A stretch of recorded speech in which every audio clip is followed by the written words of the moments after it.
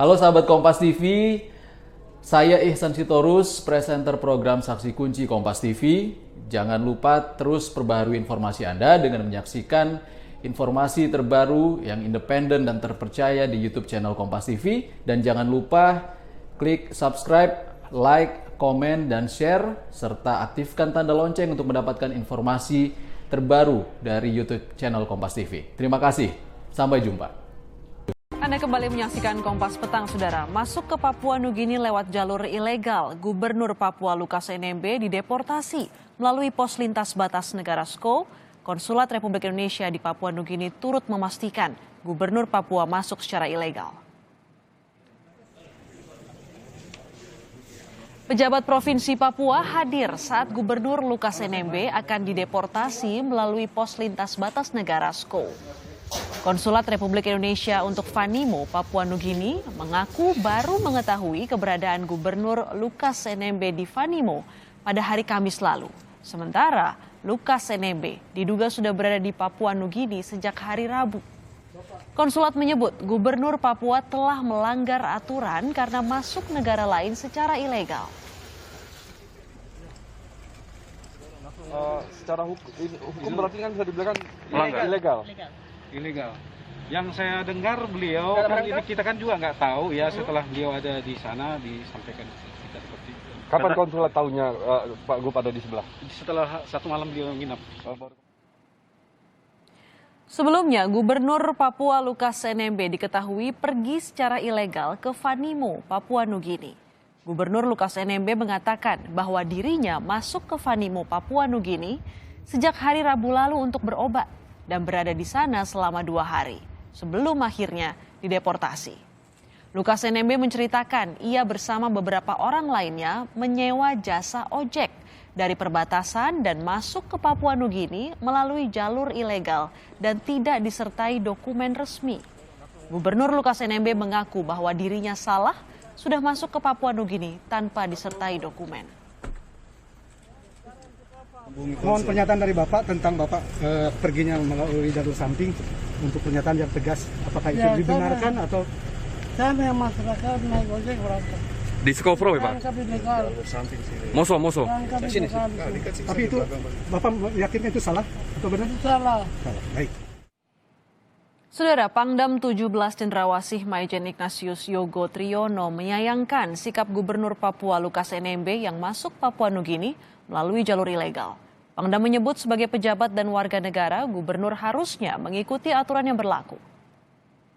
Ini ya, mekanisme kita punya aturan, ya kan? Di setiap daerah punya aturan. Mungkin apalagi melintas negara, ya kan? Kita ada aturannya dan saya pikir kalau sudah jelas aturannya ya ikuti saja aturan itu. Contoh dokumen, kemudian apalagi jalur yang resmi itu harus diikuti. Artinya kita selaku warga negara yang baik, kita harus mentaati aturan hukum yang ada. Menteri Dalam Negeri telah memberi surat teguran kepada Gubernur Papua Lukas NMB yang melakukan perjalanan ke luar negeri tidak melalui mekanisme sebagaimana peraturan perundang-undangan. Dalam surat yang ditandatangani Direktur Jenderal Otonomi Daerah Akmal Malik ini, Kementerian Dalam Negeri mengingatkan akan memberi sanksi kepada Gubernur Lukas NMB jika kembali melakukan pelanggaran serupa.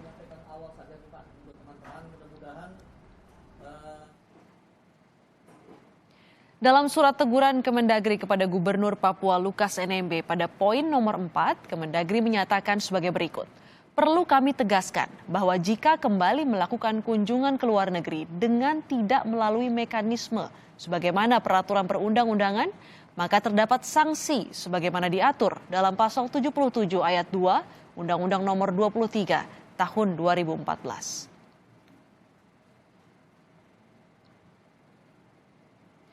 Ada juga aturan bila kepala daerah ingin melakukan perjalanan ke luar negeri dan diatur dalam Undang-Undang Nomor 23 Tahun 2014 tentang pemerintahan daerah.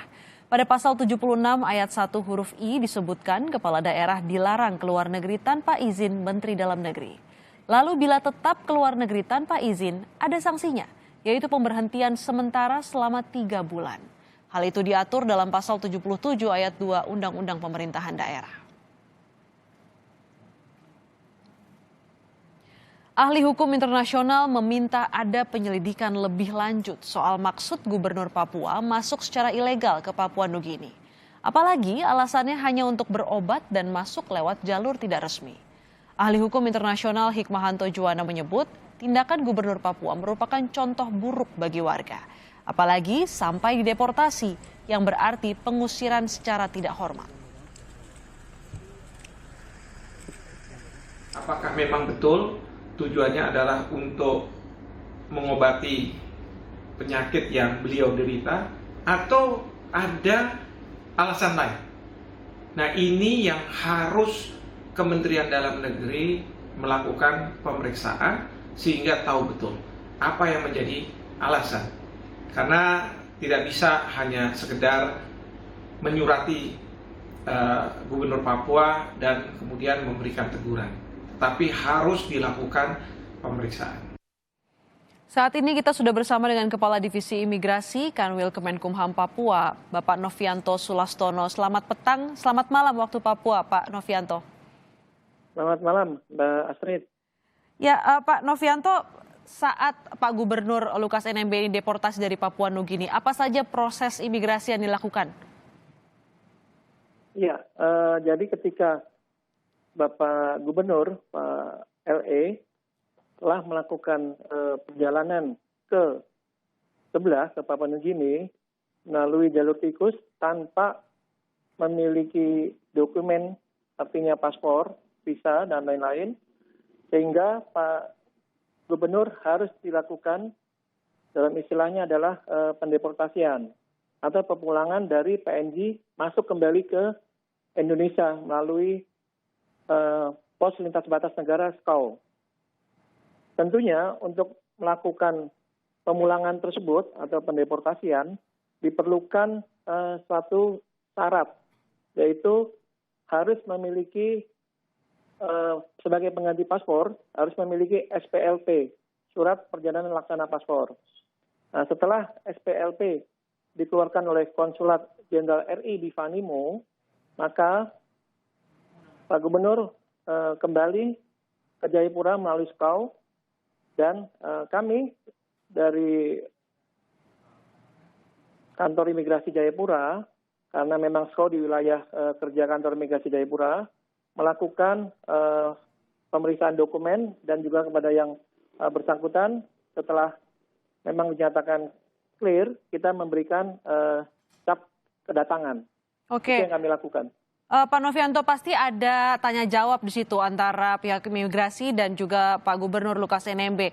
Dari proses pemeriksaan itu, apa sih alasannya Pak Lukas harus ke Papua Nugini menggunakan jalur tikus tanpa dokumen?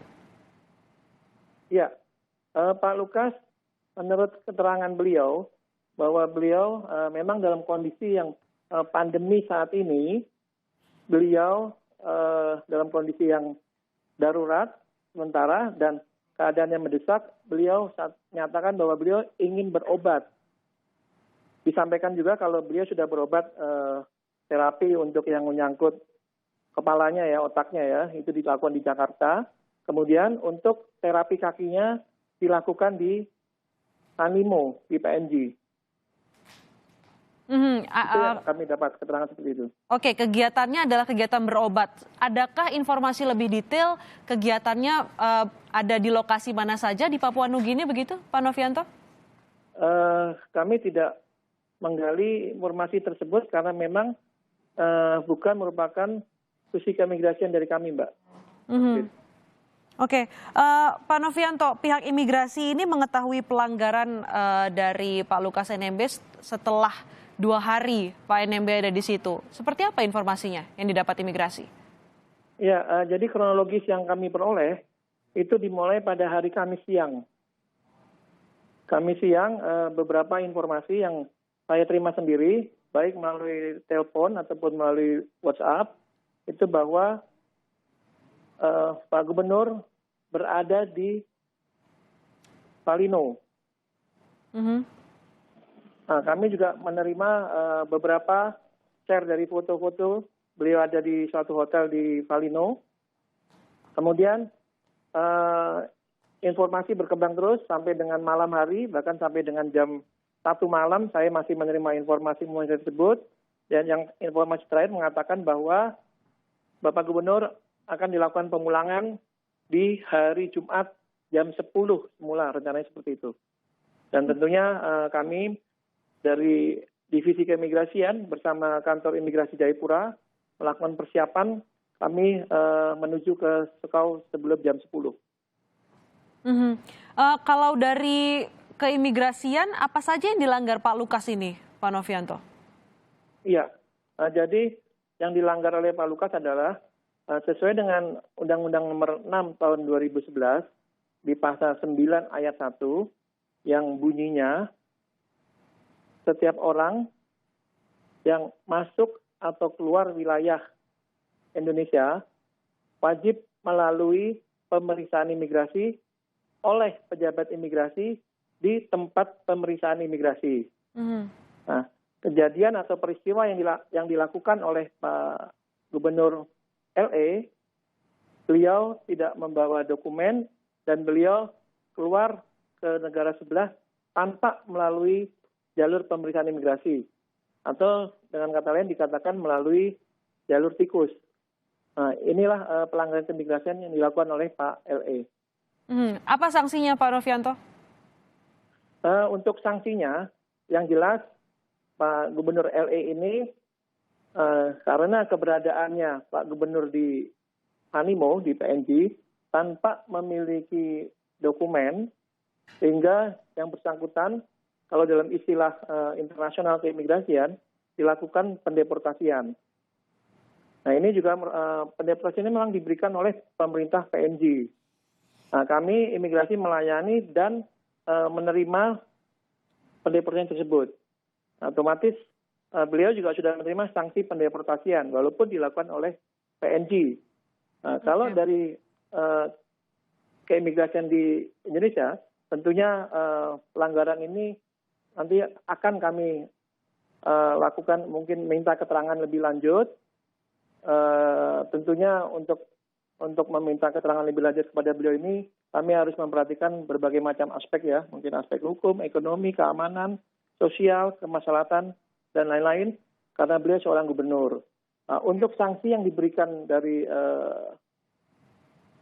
instansi lain, tentunya atasan beliau di Kemendagri, seperti yang disampaikan tadi, mungkin sudah ada bersifat teguran. Saya kira demikian, Mbak Astrid. Artinya akan ada pemeriksaan lebih lanjut terhadap Pak Lukas NMB terkait dari pelanggaran imigrasi ini ya, Pak Novianto? Ya, kami akan melakukan meminta keterangan atau klarifikasi. Tentunya terkait dengan kepergiannya Pak Lukas melalui jalur tikus itu, kapan dilakukan, kenapa harus melalui jalur tikus, kemudian untuk keperluan apa.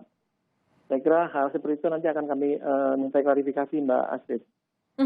Ini sangat sempat viral karena fenomena seorang gubernur ke luar negeri menggunakan jalur tikus, apalagi transportasinya yang dipilih adalah ojek untuk melewati batas negara, begitu menggambarkan bahwa begitu mudah sepertinya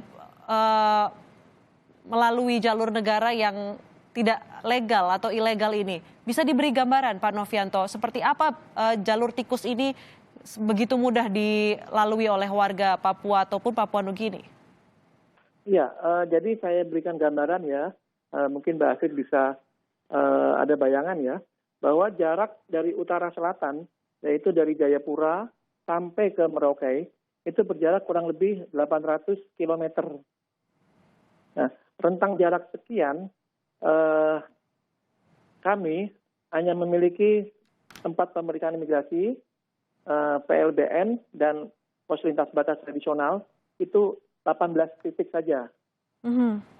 PLBN itu ada di pos lintas batas negara, itu ada di Sekau, di kota Jayapura, dan satu lagi ada di Sota, di kota Merauke. Bisa dibayangkan, rentang jarak 800 km, hanya ada 18 titik tempat pemeriksaan imigrasi. Dan tentunya Mbak Astrid mengetahui bahwa kondisi geografis Medan di Papua ini penuh dengan hutan, gunung, sungai, lembah, dan lain-lain.